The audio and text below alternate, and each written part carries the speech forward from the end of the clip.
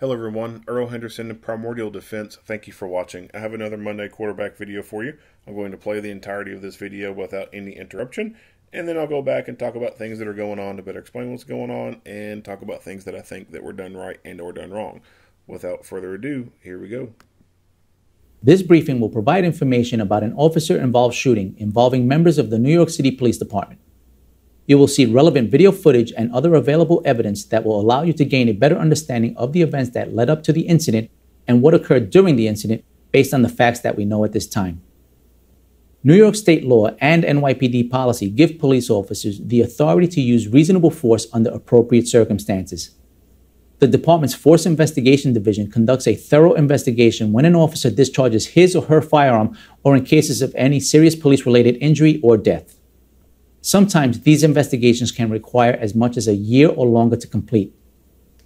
Our understanding of the incident may change as additional evidence is collected, analyzed, and reviewed. Investigators are typically required to interview multiple witnesses several times, review many hours of video footage, and analyze a significant amount of forensic evidence. The images and information you are about to see may be disturbing. When a police officer uses force to take a person into custody or defend against an attack, the images can be graphic and sometimes difficult to watch. There may also be strong language recorded in the videos you are about to see. Viewer discretion is advised, especially for young children and sensitive viewers.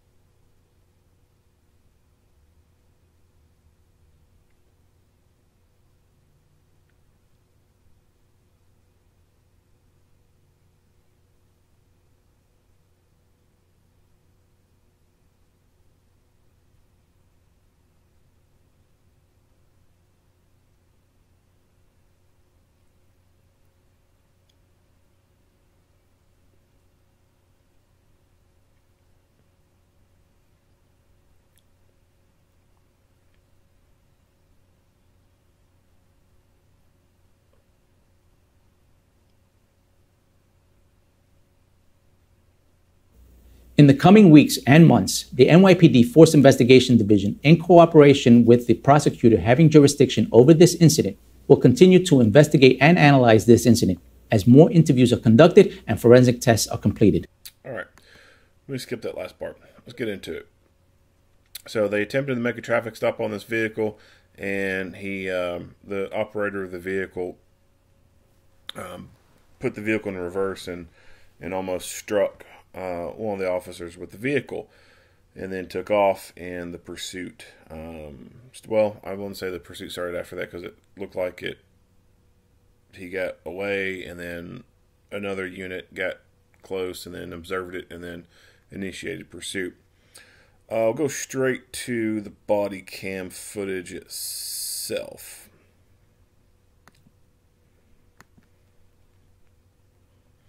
So this is a two-man car. You can see the other person's hand on the dashboard area over here.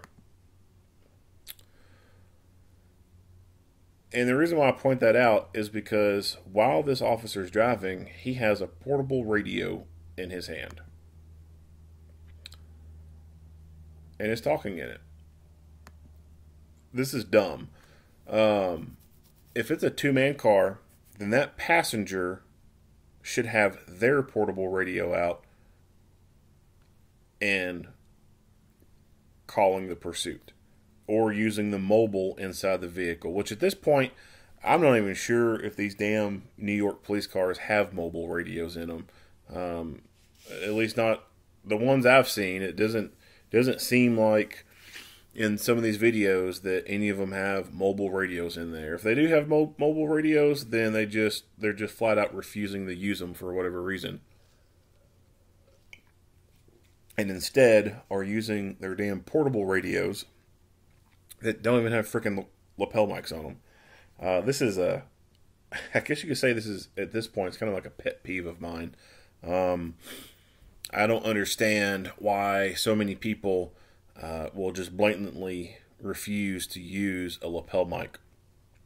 I see it as a necessary piece of equipment for a radio, as a piece of life safety equipment. If you're in the profession of police, security, hell, even fire and EMS, if you're public safety, you need to have a shoulder mic on your portable radio. It is necessary, especially if you're doing this line of work. You know, if he had the radio on his belt and had a lapel mic, he could very easily reach up and just speak into the lapel mic, let his hand go, and then put two hands back on the wheel. With this big ass brick of a radio in his hand, he's not able to get a good two-handed grip on the steering wheel. And as I've seen in other videos, when they've got their gun out and then decide to fire with the radio in one hand and gun in the other, they can't get a two-handed grip because they got a damn radio in their hand. So this whole culture thing, this whole practice of always using the portable radio like this is fucking retarded. It's stupid in my opinion. It's asinine. It creates more problems in my opinion. But here we are.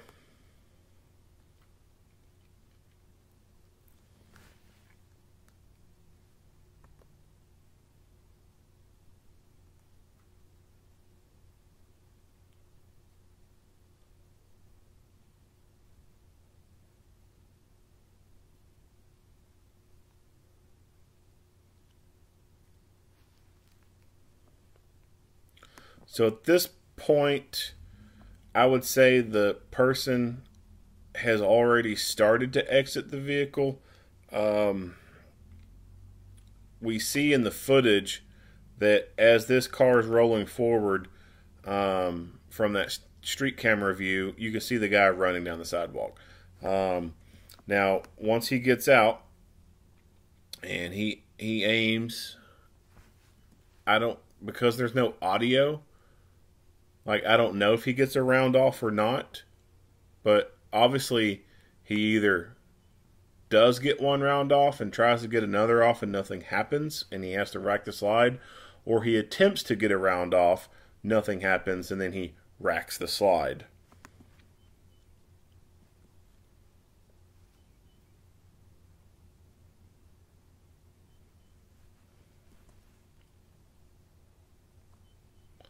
So why is that? Why is he having to rack his slide? I don't know. Maybe that first round that he had chambered in was a dud.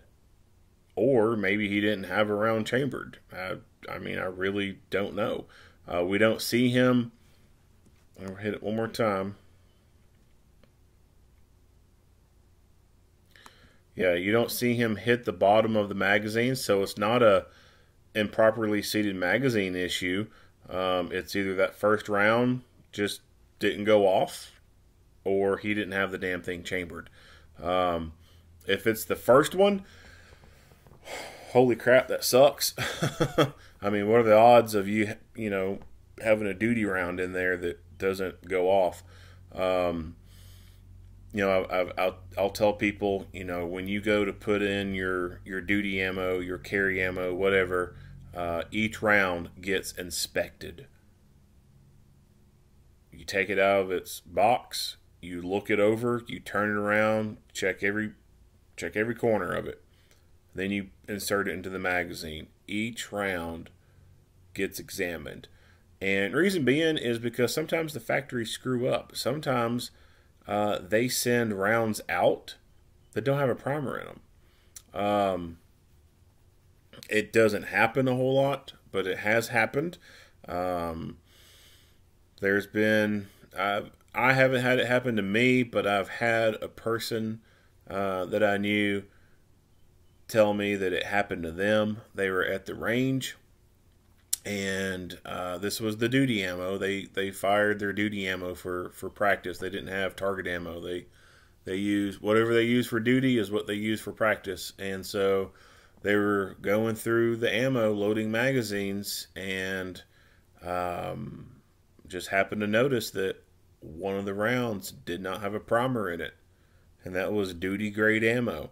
So it, when they make this stuff at the factory, they're making it by the thousands. And although they do try to do quality control, they'll pull X amount of rounds out of a batch or whatever, and check them to see if they pass. And if there's so many failures out of a sample, they'll pull the whole lot and will list that as just training ammo only. Like I have almost 1,000 rounds of Spear Gold Dot that failed quality control, and it was labeled for training use only. There's rounds in there that I have no doubt would perform well in a duty capacity, but I could tell some rounds that are in there they wouldn't, and so because there were so many rounds out of that lot that had failed or whatever, it got pulled from the line for duty grade and got put down into the line for training only. So it happens. Now, if this was a case of him having an empty chamber, then that is a problem on him, not being ready for the fight.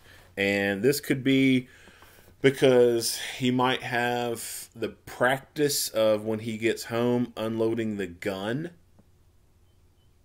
and securing it, or back at the precinct. I mean, I've never been inside an NYPD precinct before.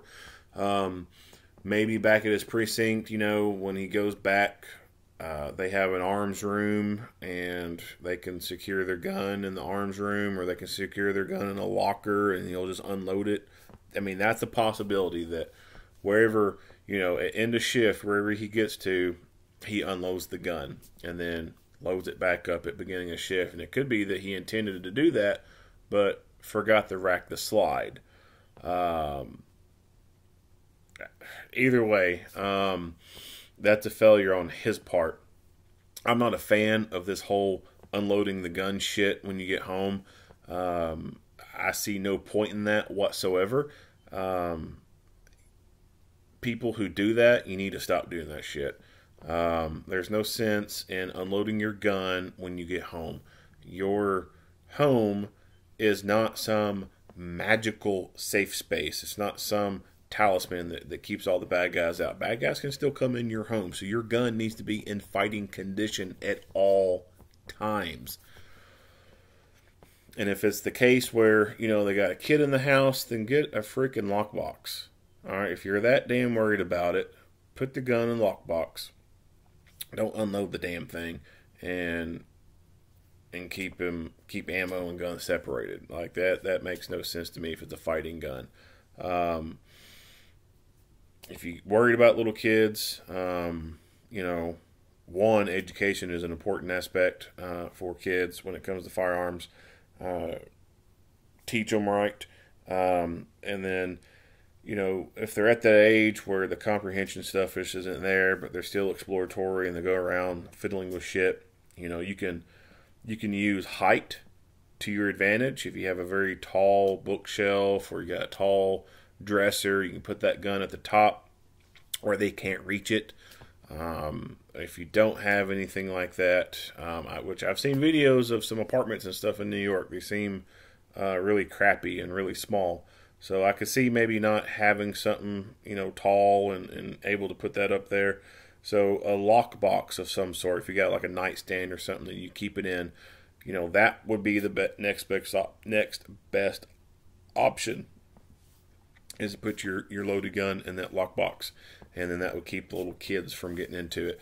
The other reason why you don't want to continuously load and unload your gun every damn day is the ammo itself is not made to be repeatedly cycled like that.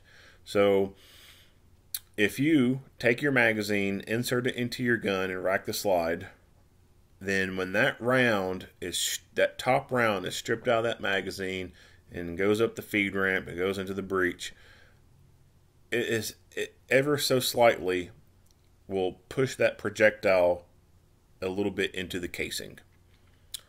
And then when you get home, eject the magazine, rack the slide, take that round out, and put it back on top of the magazine and load it again the next day, it will ever so slightly push the projectile a little bit further back in the casing. You do this multiple times, and you will cause that projectile to be seated further back into that casing more than what it should be. And then that can cause a problem for you. So if you're into this practice of getting home, unloading your gun, and then loading it up before you leave, just quit that shit. Just quit it.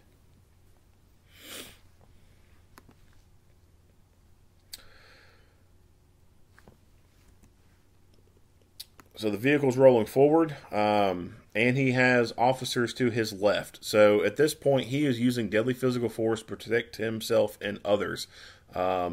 He may at this point still believe that the person's in there.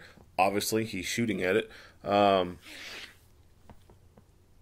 he ends up later seeing the guy running because he obviously takes off going after him. Using deadly physical force in this situation is okay to me. This officer perceives that the driver's still in this vehicle and the vehicle is rolling towards other officers.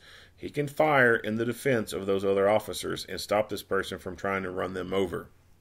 Obviously, we know from the street camera that this guy's not in the vehicle and he's taken off running. But this officer don't know this. This was a very fast, very dynamic and fluid kind of situation. He of course crashed and got out of his car, and now he sees his car rolling forward towards his buddies, and so his natural reaction is to use force to protect them. He fires multiple rounds into the driver's side area of the vehicle, and vehicle goes by, and I guess at this point he recognizes that there's someone running, because he fires pretty quickly into the vehicle and then starts takeoff. So I would guess once this vehicle cleared, he could see someone running, which we can't see it in the camera footage. It's not very clear. And for whatever reason, when NYPD uploads their videos, it's not in 1080. The highest that it goes is 720p.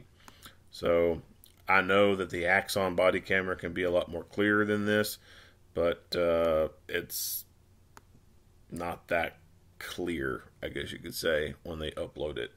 But he sees whatever and goes off after him. So it doesn't sound like they caught whoever it was. The person's still out there. Or they may know who it is, and they just haven't said the name on this release because they don't want to spook the guy and make him hide any more than what he's hiding. Not much else to say about this video. If you like what you hear and see, go ahead and give me a like and a share. If you have not already, hit that subscribe button and stay tuned for more Monday quarterback videos. Earl Henderson, Primordial Defense, thank you for watching.